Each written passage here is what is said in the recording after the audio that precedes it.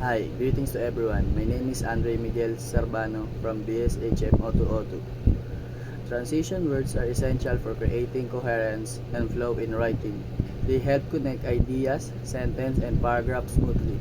By using transition word effectively, I've learned to guide readers through my writing, make it easier for them to follow my train of thoughts. Moreover, transition words enhance the clarity of my writing by signaling shifts in time, location, or ideas. They also assist in organizing my thoughts logically, allowing a more structured and cohesive piece of writing. Additionally, mastering transition word has improved my ability to convey relationship between different parts of my text, such as cause effect or comparisons and contrast. Ultimately, understanding and applying transition words have elevated the overall quality and reality of writing. Moreover, transition words serve to establish logical relationship between ideas, allowing writers to express cause and effect, contrast, comparison, and sequence. For instance, words like therefore, consequently, and as a result denote cause and effect relationship, while on the other hand, in a contrast, and nevertheless signal contrast between ideas. By employing these transition word effectively, writers can elucidate the connection between their arguments and provide readers with a deeper understanding of their content. Additionally, transition words contribute to the overall coherence of a text by reinforcing its structure and coherence.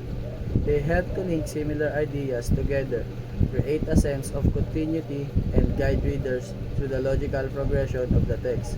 Without proper transition, a piece of writing may appear disjoint or fragmented, making it difficult for readers to follow the author train or thoughts.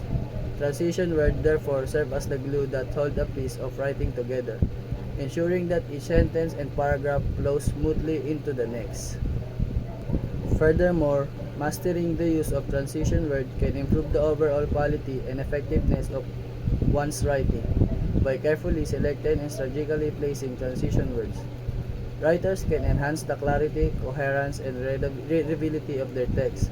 Transition words not only improve the organization and structure of writing but also make it more engaging and persuasive, whether writing an essay, a report, or a creativity piece. The judicious use of transition words can elevate the quality of writing and leave lasting impression on the readers. In conclusion, transition words are indispensable tools for writers seeking to enhance the coherence and clarity of their writing.